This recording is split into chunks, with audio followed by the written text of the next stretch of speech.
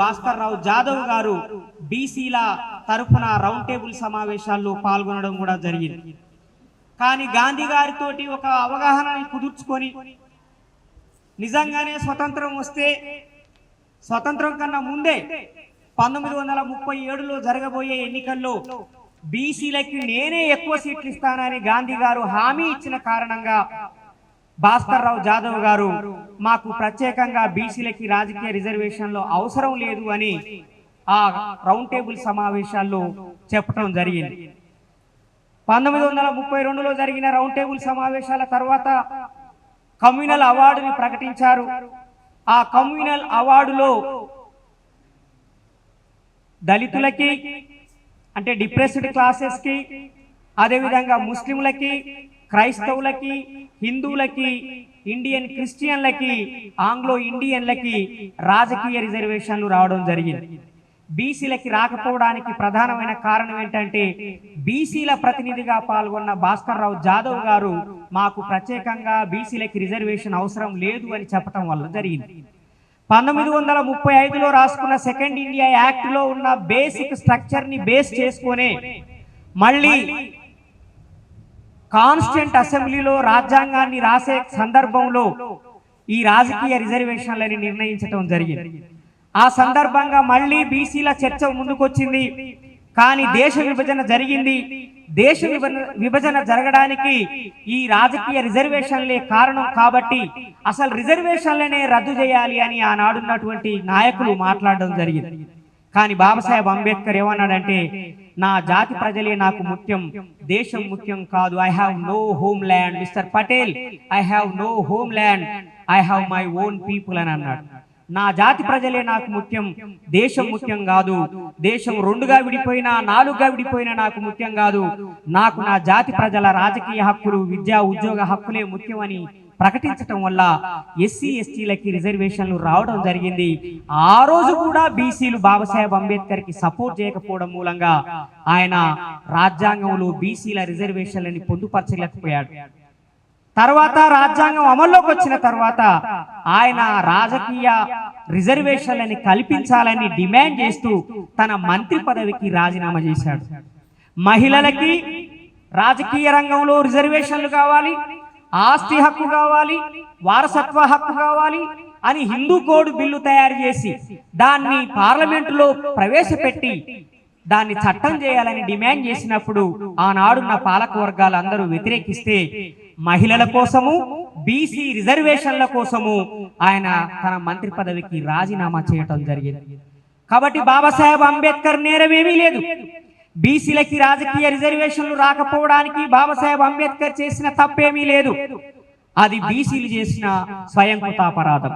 అయినా ఆ తర్వాత రియలైజ్ అయినటువంటి బీసీ వర్గాలు మండల్ కమిషన్ కాలం నుండి పోరాటం చేసి చివరికి బీసీ రిజర్వేషన్లని 27% రిజర్వేషన్లని సాధించడం జరిగింది. ఇక్కడ అర్థం చేసుకోవాల్సిన విషయం ఏంటంటే మండల్ గారే 27% రిజర్వేషన్ ని రెఫర్ చేయడం జరిగింది. మండల్ కమిషన్ 50% రిజర్వేషన్ రెఫర్ చేయలే. 54% జనాభా ఉన్నారు బీసీలు అని చెప్పాడు. కానీ రిజర్వేషన్ ఎంత ఇవ్వాలి అన్నప్పుడు ఆయన చాలా స్పష్టంగా 27% మాత్రమే ఇవ్వాలి అని చెప్పాడు. దాని ఫలితంగా ఏమైంది అనంటే ఆ తర్వాత వచ్చిన జడ్జిమెంట్స్ లో రిజర్వేషన్లు అనేటివి 50% దాటడానికి వీల్లేదు అని ఇందిరా సహాని కేసులో ఒక జడ్జిమెంట్ ఇవ్వడం జరిగింది. అప్పటి నుండి దాన్ని 50% లోపే ఉంచుతూ వచ్చేసారు. ఇప్పుడు 33% రావడానికి కూడా కారణం ఏంటంటే ఎస్సీ ఎస్టీల రిజర్వేషను, మహిళల రిజర్వేషన్ 2 కలిపితే అది 50% లోపు ఉండాలనేదే వాళ్ళ ప్రయత్నం. ఇది ఈ తెర వెనక జరిగినటువంటి కుట్ర. ఈ కుట్రలో న్యాయస్థానం ఉన్నది, ఈ కుట్రలో రాజకీయ పార్టీలు ఉన్నాయి, ఈ కుట్రలో అన్ని పాలక వర్గాలు భాగస్వాములయ్యి అంతిమంగా అన్యాయం ఎవరికి చేశారంటే బీసీలకి చేశారు. ఇక బీసీ మహిళలకి రిజర్వేషన్లు కావాలి, ఓవరాల్ గానే మహిళలకి రిజర్వేషన్లు కావాలనే డిమాండ్ చాలా పాత డిమాండ్. ఎప్పుడైతే బాబాసాహెబ్ అంబేద్కర్ మహిళలకి రిజర్వేషన్ కావాలని సపోర్ట్ చేశాడు, ఎప్పుడు 1930లో. కేవలము దళితులకి మాత్రమే రిజర్వేషన్ అడగలే బాబాసాహెబ్ అంబేద్కర్, మహిళలకి రిజర్వేషన్ అడిగాడు. ముస్లింలకి, సిక్కులకి, పార్సీలకి, ఆంగ్లో ఇండియన్లకి, ఇండియన్ క్రిస్టియన్లకి, దళితులకి రిజర్వేషన్ ఇచ్చినప్పుడు మహిళలకు కూడా రిజర్వేషన్ ఇవ్వాలి అని అడిగితే ఆనాడున్న మహిళా నాయకురాళ్లే వ్యతిరేకించారు. వాళ్ళు ఏమన్నారంటే, మహిళలంతా మేము ఒకటే, మహిళలుగా మమ్మల్ని విభజించొద్దు, మేమంతా మహిళలుగానే ఉంటాము, మాకు ఈ హిందూ సమాజంలో అంతర్భాగంగానే ఉండాలని ఉంది, కాబట్టి మాకు ప్రత్యేకంగా రాజకీయ రిజర్వేషన్లు ఇచ్చి హిందూ సమాజాన్ని చీల్చాలని ప్రయత్నం చేయొద్దు అని రౌండ్ టేబుల్ సమావేశంలో మాట్లాడారు. ఎవరో తెలుసా? మన సరోజినీ నాయుడు గారు. Sarojini Naidu represented round table conferences. రెండో రౌండ్ టేబుల్ సమావేశంలో గాంధీ గారితో పాటు సరోజినీ నాయుడు గారు రౌండ్ టేబుల్ సమావేశాల్లో పాల్గొని మహిళలకి ప్రత్యేక రాజకీయ రిజర్వేషన్లని వ్యతిరేకించింది. 1932 కమ్యూనల్ అవార్డు ప్రకటించిన తరువాత 1935లో రాజ్యాంగాన్ని రాసేటప్పుడు డెలిబరేషన్స్ జరిగాయి, సంప్రదింపులు జరిగాయి, చర్చలు జరిగాయి. అన్ని వర్గాల యొక్క అభిప్రాయాలను తెలుసుకోవడానికి ప్రయత్నం చేశారు. ఆ సందర్భంగా దుర్గాబాయి దేశ్ముఖ్ గారు, అదేవిధంగా సరోజినీ నాయుడు గారు, ఇంకా చాలా మంది అగ్రకులాలకు చెందినటువంటి మహిళలు మా మహిళలకి ప్రత్యేకంగా రాజకీయ రిజర్వేషన్లు అవసరం లేదు అని ఆన్ రికార్డు చెప్పారు. ఫలితంగా మహిళలకి రిజర్వేషన్లు రావడానికి ఇన్ని సంవత్సరాలు పట్టింది. మహిళలు అన్ని రకాలుగా వివక్షకు గురవుతున్నారు. మహిళలకి కుటుంబము శత్రువే, మహిళలకి కులము శత్రువే, మహిళలకి మగవాడు శత్రువే, మహిళలకి మొత్తం సమాజము శత్రువే. ఎందుకంటే మహిళ రెండో శ్రేణి పౌరురాలు అని చెప్పింది ఈ దేశంలో ఉన్న ధర్మం. నా స్త్రీ విద్యార్హతి అని అన్నది మనుధర్మశాస్త్రం. నా స్త్రీ విద్యార్హతి అని అన్నది మనుధర్మశాస్త్రం. స్త్రీకి స్వతంత్రం ఉండడానికి వీల్లేదు, స్త్రీకి చదువుకోవడానికి వీల్లేదు. ఎందుకంటే స్త్రీ శూద్రురాలు అన్నాడు. ఎందుకు ఆమె శూద్రురాలు? దానికి కారణం చెప్పలేదు. ఆ తల్లి గర్భంలోంచి పుట్టిన మగవాడే, వాడు బ్రాహ్మణ మగవాడైనా, లేదంటే దళిత మగవాడైనా, గిరిజన మగవాడైనా, బీసీ మగవాడైనా ఆ తల్లినే చిన్న చూపు చూస్తాడు.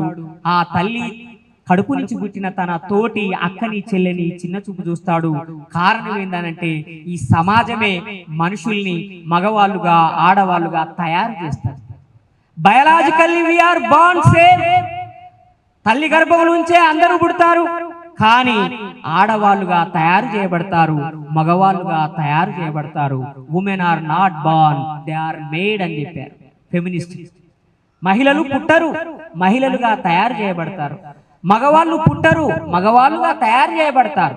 జననాంగాలు భౌతికంగా ఎవరికైనా వస్తాయి. అవి జననాంగాల ప్రాతిపదికన ఆడ మగ నిర్ణయించడం అనేది అది ఒక బయాలజికల్ కేటగిరీ. కానీ సోషల్ కేటగిరీ అంటే ఏంటిది? సోషల్ కేటగిరీ మహిళ తక్కువ, మహిళ రెండో శ్రేణి, ఆమె ఇది చదువుకోవడానికి వీల్లేదు, ఇది చేయడానికి వీల్లేదు అని చెప్పి ఆమెని నియంత్రించటం, కండిషనైజ్ చేయటం, ఇలా ఆలోచిస్తే ఎక్కడ ప్రమాదం వస్తుందో అని భయపడేలా చేయటం, ప్రతి విషయంలో తాను ఎవరిదో ఒకరి అభిప్రాయాన్ని తీసుకొని అంతిమంగా పర్మిషన్ తీసుకొని తప్ప సొంత నిర్ణయం తీసుకోలేని ఒక స్థితికి స్త్రీని తీసుకొచ్చారు. ఇది పితృస్వామ్య సమాజం యొక్క లక్షణం. మాతృస్వామ్య సమాజంలో ఈ లక్షణం లేదు. తల్లే అన్ని నిర్ణయాలు తీసుకున్నది, తల్లే అన్ని సమాజాల్ని నడిపించింది. తన జాతిని, తన తెగని కాపాడడానికి సాయుధురాల యుద్ధం చేసింది. ఇప్పుడంటే రాజ్యాలున్నాయి, తెగలుగా గణాలుగా బతికిన కాలంలో ఎవరు కాపాడారు? ఇప్పటికి కూడా ఒక జంతువు తన బిడ్డల్ని కంటే ఆ పిల్లల్ని కాపాడే బాధ్యత ఆ తల్లే తీసుకుంటది తప్ప ఆ తల్లితో సంసారం చేసిపోయిన జంతువు తీసుకోదు ఆ బాధ్యత.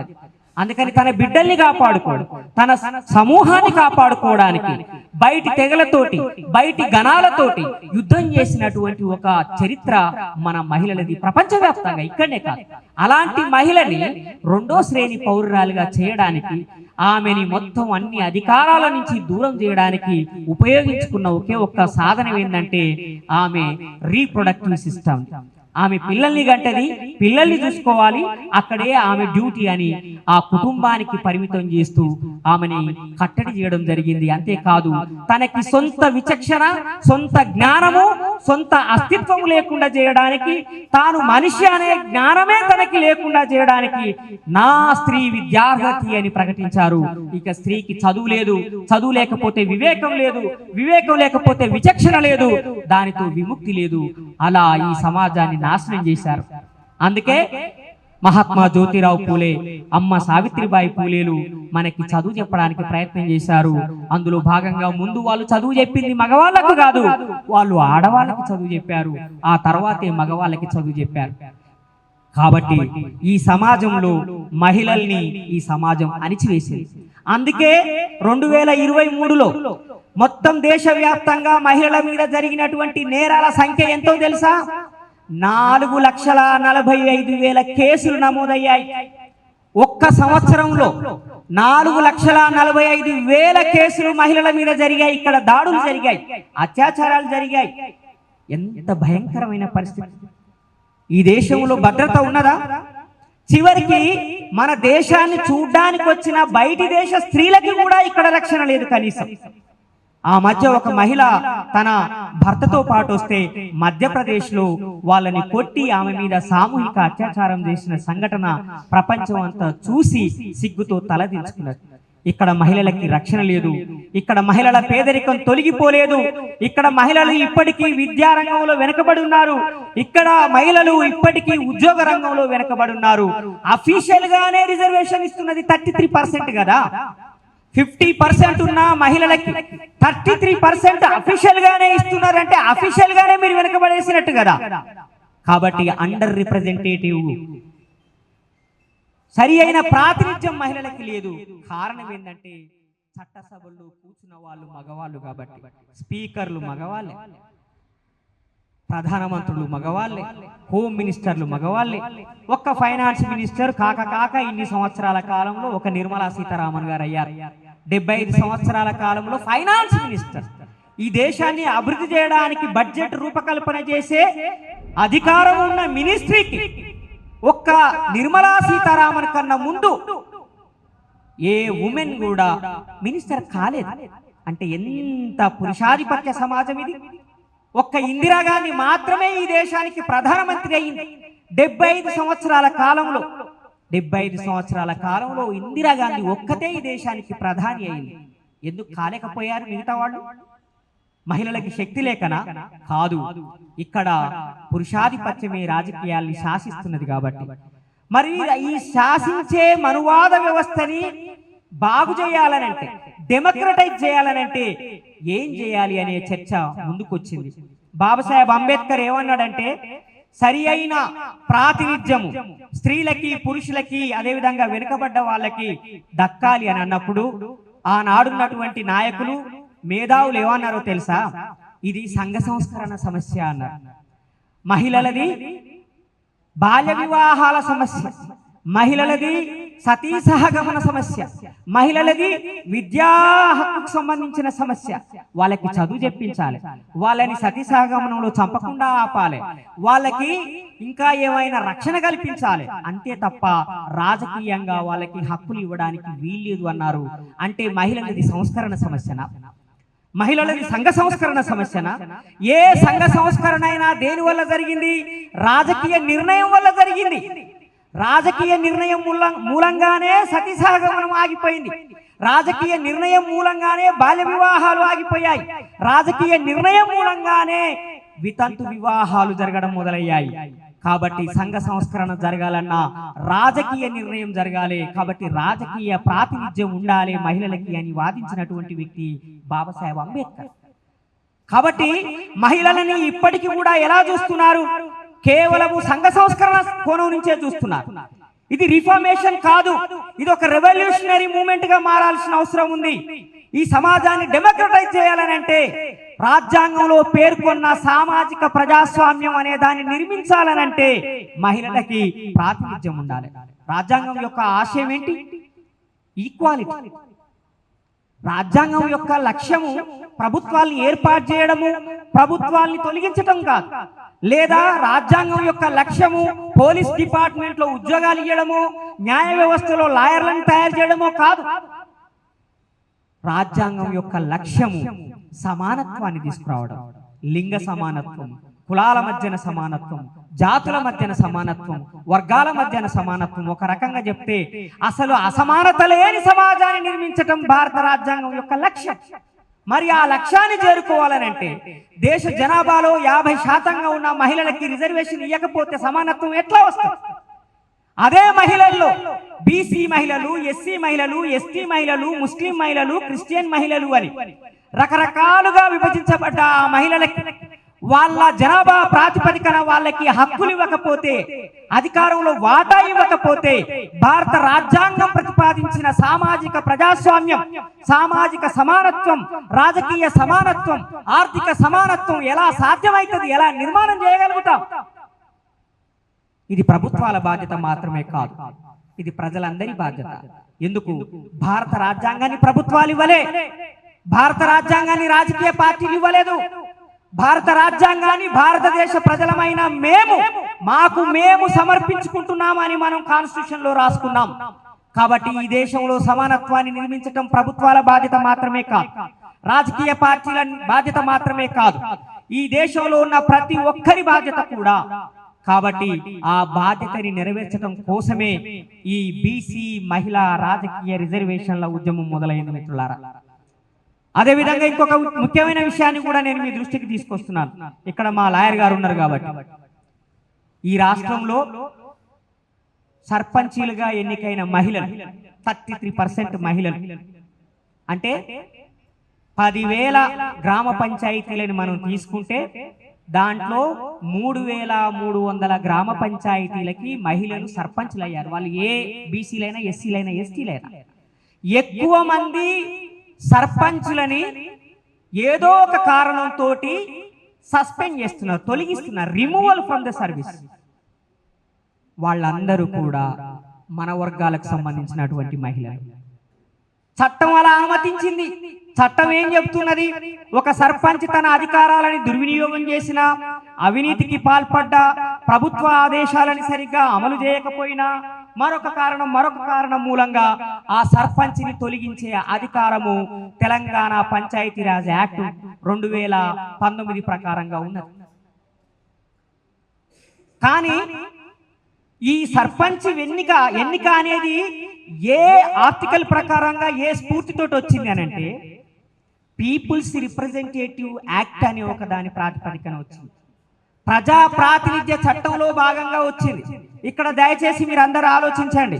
ఒక ఎమ్మెల్యే అవినీతికి పాల్పడితే ఆ ఎమ్మెల్యేని ఎవరు తొలగించట్లేదు. ఎంపీ అవినీతికి పాల్పడితే లేదా అధికార దుర్వినియోగానికి పాల్పడితే ఆ ఎంపీని ఎవరు తొలగించట్లేదు. కానీ ఇక్కడ ఒక సర్పంచ్ మీద బట్టగాల్చి మీదేసి ఆరోపణలు చేసి కంప్లైంట్ చేసి ఆయన్ని తొలగిస్తున్నారు. ఎవరు తొలగిస్తున్నారు? జిల్లా పంచాయతీ ఆఫీసర్ తొలగిస్తున్నారు. ఒక గ్రామంలో 2,000 ఓట్లుంటే 2,000 మంది ఓట్లేసి గెలిపించుకున్నటువంటి ఒక ప్రజాప్రతినిధిని గ్రూప్ 1 ఎగ్జామ్ రాసి ఉద్యోగంలోకి వచ్చినటువంటి ఒక ఆఫీసర్ తొలగిస్తున్నాడు. ఇది ప్రజాస్వామ్య స్ఫూర్తికి వ్యతిరేకం. ఇది రిప్రజెంటేటివ్ యాక్ట్ కి వ్యతిరేకం. ఒక ఆఫీసర్ తొలగించడం ఏంటి? ఆఫీసర్కి అధికారం ఉండడానికి వీల్లేదు, కానీ చట్టం ఇస్తున్నారు. దాని ఫలితంగా ఏమైందనంటే వందలాది మంది మహిళలు చిన్న చిన్న కారణాలతోటి తొలగించబడ్డారు. 100 రూపాయలు టాలీ కాలేదని చెప్పి సర్పంచ్ని తొలగించిన సంఘటనలు 100 రూపాయలు, లక్షల రూపాయలు, కోట్ల రూపాయలు అవినీతికి పాల్పడుతున్నటువంటి వాళ్ళను వదిలేసి 100 రూపాయల అకౌంట్ చూపించలేదని తొలగించిన మహిళా సర్పంచులు చాలా మంది ఉన్నారు. అందుకని మనం బీసీ మహిళా రిజర్వేషన్ వేదిక తరఫున డిమాండ్ చేయాల్సింది ఏంటంటే, ఆ క్లాజ్ ని తొలగించాల్సిన అవసరం ఉన్నది. పంచాయతీరాజ్ యాక్ట్ లో పొందుపరిచిన ఆ క్లాజ్ ను తొలగించాలి. జిల్లా పంచాయతీ అధికారికి, కలెక్టర్ కి సర్పంచ్ ని తొలగించే అధికారం ఉండడానికి వీల్లేదు. కావాలంటే రికవరీ చేయండి, అవినీతి జరిగితే దాన్ని డబ్బుని రికవరీ చేయాలి, అంతే తప్ప ఆమెని పదవి నుంచి తొలగించే అధికారము ఈ జిల్లా పంచాయతీ ఆఫీసర్లకి ఉండడానికి వీల్లేదు అని మనం డిమాండ్ చేయాల్సిన అవసరం ఉన్నది. మిత్రులారా, సోదరి మనులారా, మీ అందరికీ నేను తెలియజేసే విషయం ఏంటంటే, విముక్త చిరుతల కచ్చి, వర్గ నిర్మూలన, కుల నిర్మూలన, మహిళా విముక్తి, అదేవిధంగా భాషా జాతీయవాదం అనే 5 సూత్రాల ఆధారంగా పనిచేస్తున్నది. సామ్రాజ్యవాద వ్యతిరేకత కూడా అందులో భాగం. ఈ నేపథ్యంలోనే మహిళా విముక్తి కోసము మా పార్టీ సంపూర్ణంగా మద్దతు తెలియజేస్తున్నది. మీ ఉద్యమం సక్సెస్ కావాలని కోరుకుంటున్నది. ఇది ఇండిపెండెంట్ గా జరగాల్సినటువంటి ఉద్యమం. రాజకీయ పార్టీలుగా మేము వెనక ఉంటాం, మేము సపోర్ట్ చేస్తాం. కానీ మహిళల్ని ఎడ్యుకేట్ చేసే బాధ్యత మాత్రము మహిళలుగా మీరే తీసుకోవాలి.